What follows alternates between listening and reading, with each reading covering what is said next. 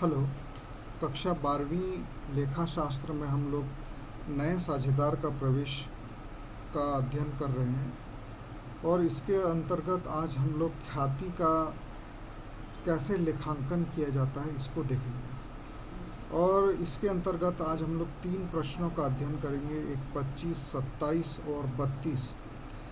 31 number का प्रश्न मैं आप लोग को दूंगा कि आप लोग घर में बनाएं और कल के वेबएक्स क्लास में आप मुझे बताएं, और यदि वो नहीं बनेगा तो मैं आप लोगों को उसको समझाऊंगा। तो सबसे पहले हम लोग 25 नंबर सवाल देखते हैं।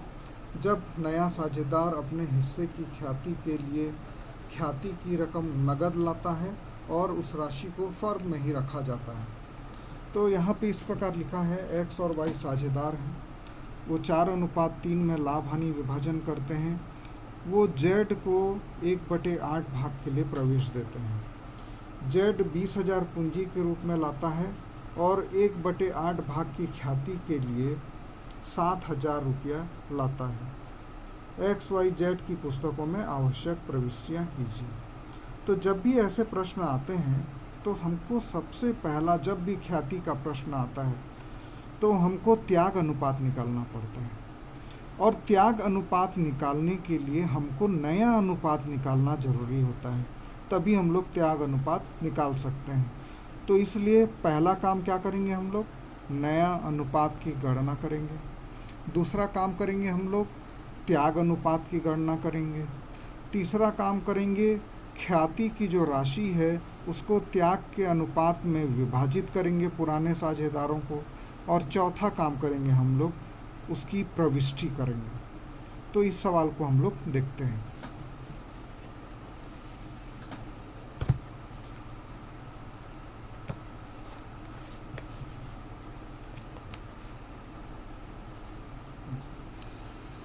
सबसे पहले हम लोग नए अनुपात की गणना करते हैं और इसके आप लोगों ने कई प्रश्न बनाए हैं, तो इसलिए मुझे आशा है कि आप लोग इसको समझ सकते हैं और मुझे ज़्यादा डिटेल में समझाने की ज़रूरत नहीं है, क्योंकि पहले यही काम हम लोग किए हैं।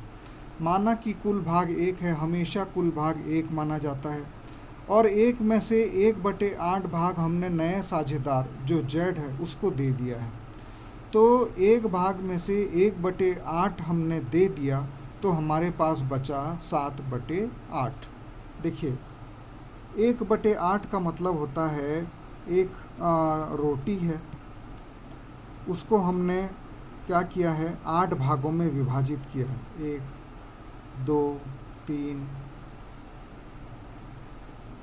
1 2 3 4 5 6 7 और ये 8वां भाग मांग लेते हैं। ये थोड़ा सा बराबर नहीं हुआ है तो इससे कोई मतलब नहीं है। 1 2 3 4 5 6 7 और ये 8, ये 8वां भाग, 8 में से 1 भाग हमने जेड को दे दिया। तो अब हमारे पास 7 भाग बचा। 8 में से कितना भाग बचा, 7 भाग। तो ये हमारा 7/8 भाग शेष बच गया। अब ये जो शेष बचा है 7/8 भाग, इसको एक्स और वाई 4:3 में बांटेंगे। 4:3 में क्यों बांटेंगे, क्योंकि ये इनका पुराना अनुपात है।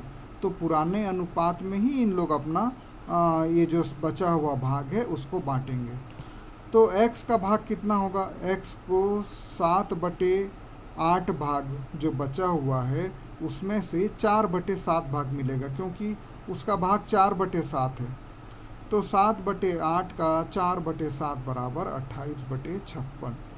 ठीक उसी प्रकार y को 7/8 में से 3/7 भाग मिलेगा, अर्थात 21/56। और z को हमने दिया है 1/8। तो नीचे हर को यहाँ पे देखिए 56 है, यहाँ पे भी 56 है, तो इसके नीचे भी 56 लाने के लिए हमने 7/7 से गुणा किया। तो अब तीनों बराबर हो गए हर, तो ये हर को हम लोग काट देंगे तो उत्तर आएगा 28:21:7। और इसको हम लोग छोटा सा छोटा करेंगे तो 7 से तीनों संख्याएं विभाजित हो रही हैं, इसीलिए इसको 7 से भाग देंगे। 7 चौक 28, 7 तिया 21, 7 एकम 7। तो ये उनका नया अनुपात हो जाएगा। अब हम लोग त्याग अनुपात की गणना करेंगे। त्याग अनुपात का सूत्र आप लोग जानते हैं, पुराना अनुपात ऋण नया अनुपात।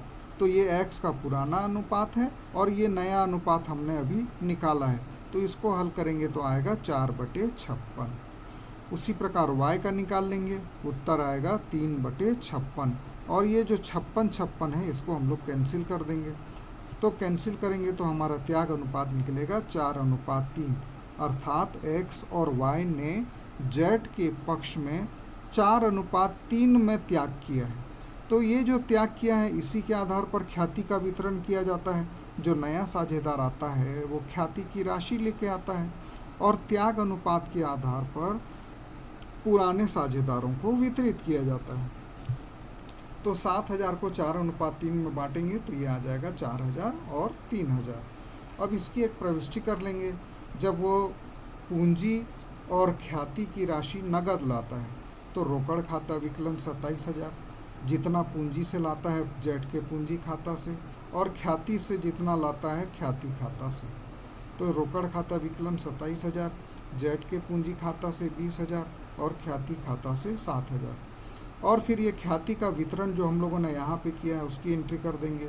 ख्याति खाता विकलन एक्स के पूंजी खाता से और वाई के पूंजी खाता से। एक नरेशन लिख देंगे, पुराने साझेदारों को त्याग अनुपात में ख्याति का वितरण।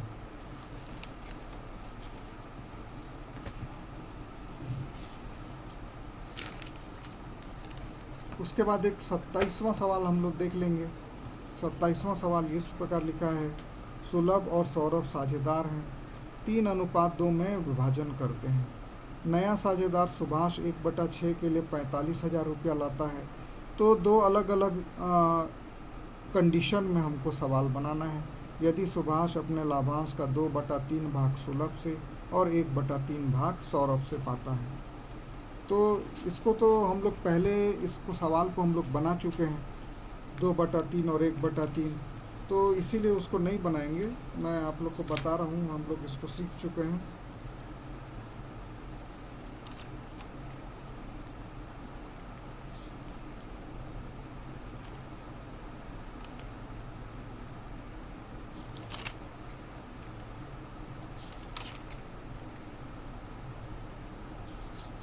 इसको हम लोग देख चुके हैं, तो हम लोग केवल इसके त्याग अनुपात को देखेंगे।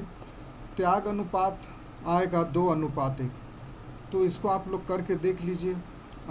नया अनुपात निकालिए और नया अनुपात निकालेंगे, और क्योंकि इसमें सीधा सीधा दिया हुआ है 2/1, 2/3 भाग वो सुभाष सुलभ से पा रहा है और 1/3 भाग वो सौरभ से पा रहा है। तो इसमें नया अनुपात भी निकालने की ज़रूरत नहीं है, सीधा सीधा 2/1 हम लोग यहीं पे देखते हैं त्याग अनुपात। तो अब ख्याति का वितरण हम लोग सीधे सीधे कर देंगे, 3 भागों में बांट देंगे उसको, 1800 आएगा। तो 1800 गुणित 2 भाग सुलभ को मिलेगा और 1 भाग सौरभ को मिलेगा। तो इसके लिए हम लोग इसकी पंजी प्रविष्टि कर देंगे। रोकड़ खाता विकलन 5400 ख्याति खाता से।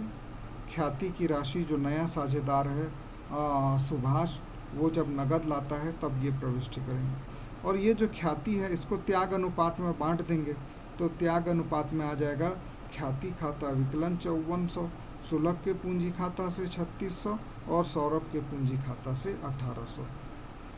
कंडीशन नंबर 2 में यदि लिखा है सुभाष अपने भाग को सुलभ और सौरभ से 5/4 में पाता है, तो त्याग अनुपात ही ये हो गया। तो हमको नया अनुपात निकालने की ज़रूरत नहीं है, त्याग अनुपात निकालने की ज़रूरत नहीं है, क्योंकि डायरेक्ट त्याग अनुपात हमको प्रश्न में दिया हुआ है।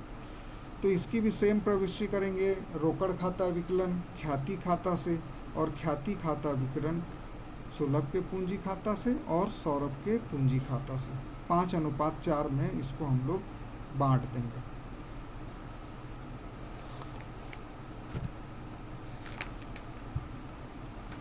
एक और आखिरी सवाल आज का देखेंगे हम लोग। सुरेश और नरेश साझेदार हैं जो 3/2 में लाभ विभाजन करते हैं। वे महेश को साझेदारी में 1/6 भाग के लिए प्रवेश देते हैं और वो 18,000 रुपये नगद लाता है। अब प्रविष्टि करना है कि यदि महेश अपना भाग सुरेश से प्राप्त करता है, कंडीशन नंबर 1। दूसरा, यदि महेश अपना भाग पुराने साझेदारों से बराबर पाता है। तो इसमें भी हमको ना तो नया अनुपात निकालने की ज़रूरत है, न ही त्याग अनुपात की निकालने की ज़रूरत है, क्योंकि महेश अपना भाग सुरेश से पाता है, मतलब पूरा त्याग सुरेश ने किया है। तो जितना भी ख्याति आएगा वो सुरेश से मिलेगा। और यहाँ बराबर बराबर मतलब 1:1 त्याग अनुपात होगा। तो इसी अनुपात में हम लोग ख्याति का वितरण करेंगे। जब वो 18,000 ख्याति का लेके आता है तो हम लोग एंट्री करेंगे रोकड़ खाता विकलन ख्याति खाता से महेश द्वारा ख्याति की राशि नगद लाने पर। और चूंकि महेश कंडीशन नंबर 1 में महेश पूरा का पूरा भाग सुरेश से पाता है, तो पूरी ख्याति सुरेश को मिलेगी।